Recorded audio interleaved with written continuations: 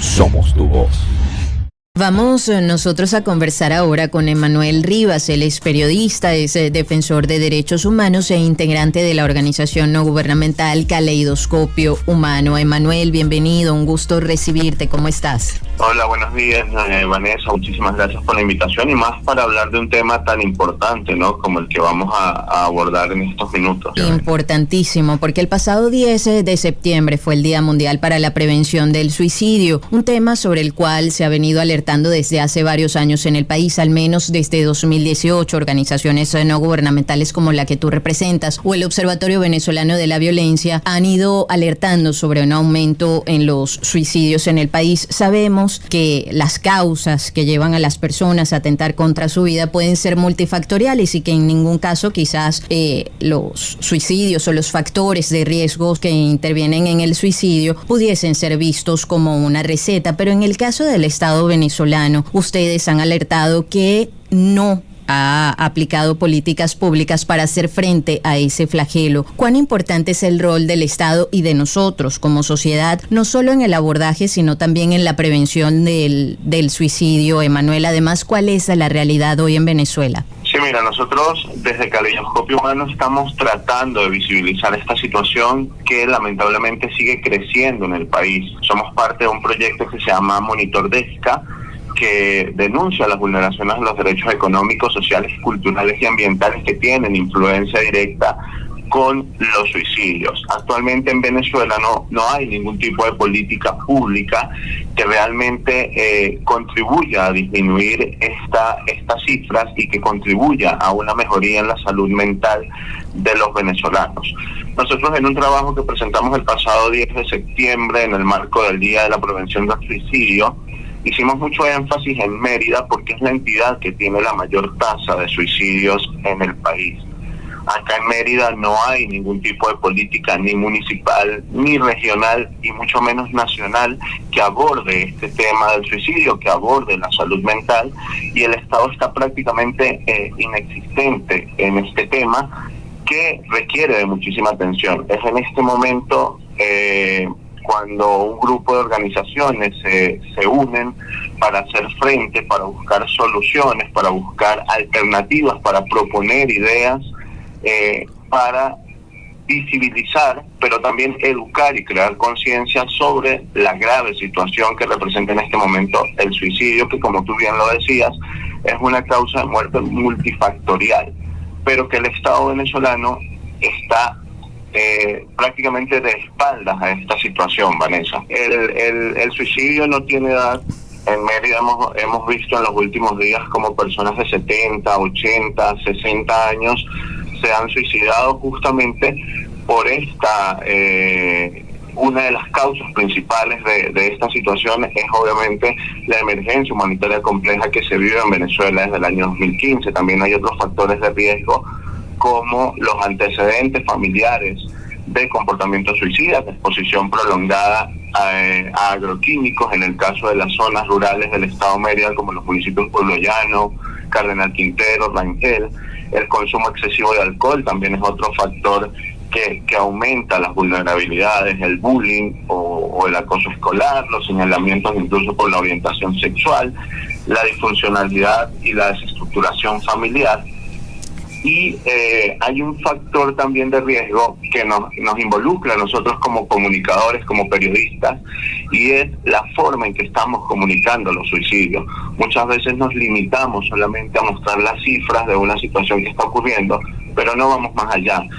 Siempre hay periodistas de sucesos y con todo el respeto que merecen por el área que cubren, pero que dan muchísimos detalles sobre la situación del suicidio, la forma en que lo hicieron, cómo lo hicieron, dónde lo hicieron, cuándo lo hicieron. Todos esos detalles son innecesarios a la hora de comunicar y nos convierte a nosotros como comunicadores en una suerte de impulsores a que estas cifras sigan aumentando. Están escuchando a Emanuel Rivas, periodista, defensor de derechos humanos e integrante de la organización no gubernamental Caleidoscopio Humano. Fíjate que yo veía el testimonio a propósito del Día Internacional de la Prevención contra el Suicidio. No ocurrió en Venezuela, pero en Estados Unidos se relataban la historia de un hombre que estaba desesperado, no tenía dinero, su hija acababa de nacer, no tenía cómo cubrir los costos y bueno, se había ido al puente de San Francisco, muy famoso, porque justamente desde allí se suicida mucha gente. Y me llamaba la atención el testimonio del policía, uno de los policías que atendió la situación, y él decía qué importante es escuchar, porque al final lograron salvarle la vida y a partir de allí ellos empezaron con una tarea encomiable de concientización sobre el tema del suicidio y además de patrullaje, ¿no?, del puente para evitar situaciones así. Pero ¿cómo debería ser el abordaje de este tipo de situaciones? Hablo no solo, por ejemplo, de, no sé, bomberos que quizás pudiesen atender una situación así, policías, sino familiares, amigos, personas cercanas que se enfrenten a una situación de este tipo, Emanuel. Sí, yo creo que lo primero que se debe hacer es exigir que el Estado entregue cifras, Vanessa. Al tener cifras, nosotros podemos comunicar de una mejor manera, nosotros podemos crear conciencia de una mejor manera. Pasó cuando se presentó el tema de la difteria, que nunca presentaron cifras. Pasó con el tema de la COVID, que era un riesgo para los periodistas presentar cifras, y pasa también con el tema del suicidio, donde el Estado no presenta ningún tipo de cifra. A nosotros como comunicadores tener cifras oficiales, nosotros podemos hacer una mejor comunicación, podemos contribuir a no invisibilizar este tema y podemos contribuir a crear conciencia.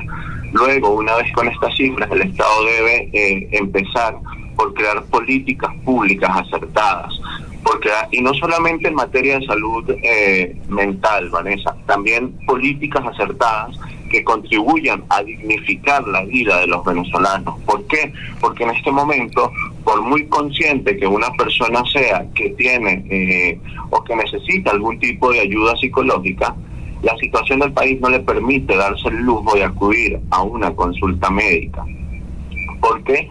Porque tiene que escoger simplemente entre acudir al psicólogo, acudir al especialista o alimentarse. Esto ocurre en muchas familias venezolanas y es una realidad que todos conocemos, pero que muy pocas personas se atreven a denunciar.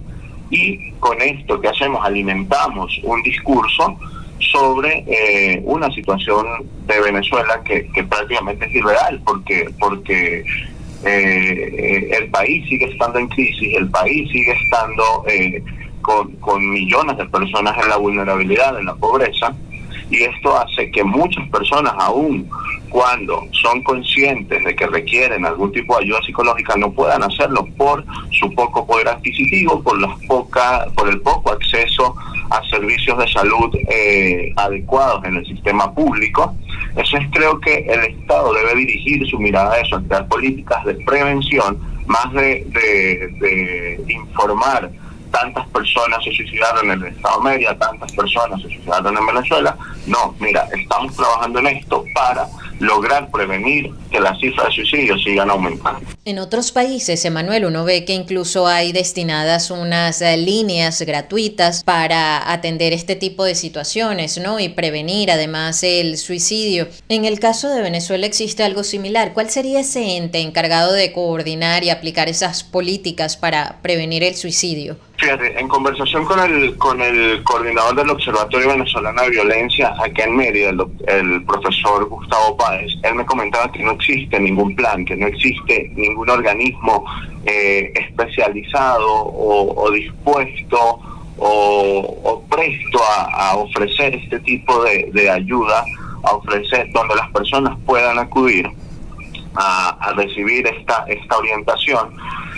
Solo lo están haciendo algunas organizaciones no gubernamentales. Acá en el Estado Mérida, por ejemplo, la Alianza por la Vida, que es el grupo de más de 40 organizaciones, la Universidad de los Andes y algunas congregaciones religiosas que se unieron y dan la posibilidad de que las personas acudan a este lugar para recibir la atención que requieren. En los hospitales públicos, por ejemplo, tú pides una cita en área de psiquiatría acá en el Estado Mérida y te puede tardar 4, 5, 6 meses en llegar esa cita. durante este tiempo son muchísimas las cosas que pueden pasar y que pueden terminar por desencadenar en el aumento de las cifras de suicidio que ya comentaba antes. Entonces, la población venezolana prácticamente está desasistida por parte del Estado. No hay un organismo al que puedan acudir, no hay un organismo al que puedan ir a buscar esa ayuda. Y en el caso de los niños, niñas, adolescentes, son referidos, por ejemplo, en los consejos de protección de niños, niñas, adolescentes, son referidos a medicatura forense, son referidos a hospitales públicos, donde ya les comentaba cuánto tarda más o menos una consulta psiquiátrica o psicológica, y son referidos incluso en los municipios como el municipio de Pueblo Llano, son referidos a psicólogos privados que cobran $20, $30 y que para muchas familias es imposible cubrir estos gastos para poder darle la atención que los niños y en definitiva todo el entorno familiar requieren. Es Emanuel Rivas, a quien escuchan, periodista, defensor de derechos humanos e integrante de la organización no gubernamental Caleidoscopio Humano. ¿Cómo podemos educar sobre este tema, sobre el suicidio, Emanuel? Bueno, nosotros como comunicadores, lo primero que tenemos que hacer es capacitarnos, Vanessa. La capacitación es fundamental para tratar cualquier tema, y más cuando se trata de algo tan sensible como el suicidio.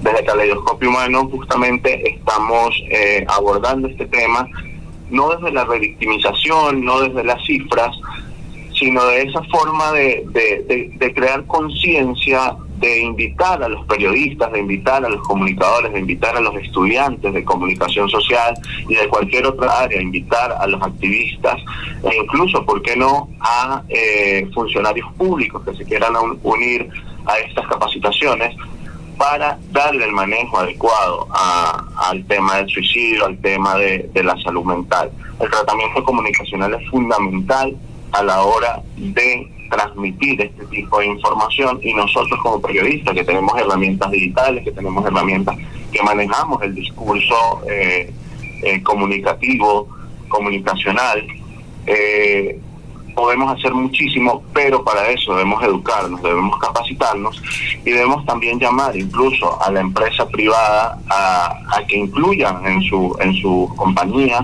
el tema de la salud mental, para garantizar el bienestar de sus empleados, para garantizar que yo creo que es fundamental cubrir todos los espacios públicos, privados, los medios de comunicación, todo para educar, para capacitar y poder contribuir nosotros desde el periodismo a disminuir estas cifras. Ayer, sin ir muy lejos, me meto en redes sociales después de tener una entrevista en otra emisora. Lo primero que veo es un periodista mostrando un video súper explícito, incluso con la persona que se suicidó, mostrando a la persona cómo nosotros como periodistas podemos permitir esta situación, cómo nosotros como periodistas seguimos mostrando de una forma tan carente de ética estas situaciones. Sí, creo que la capacitación y la educación es fundamental para contribuir a disminuir estas cifras. Gracias, Emanuel. Feliz día. Muchas gracias a ustedes. Feliz día. Emanuel Rivas, periodista, defensor de derechos humanos e integrante de la organización no gubernamental Caleidoscopio Humano, era quien conversaba con nosotros.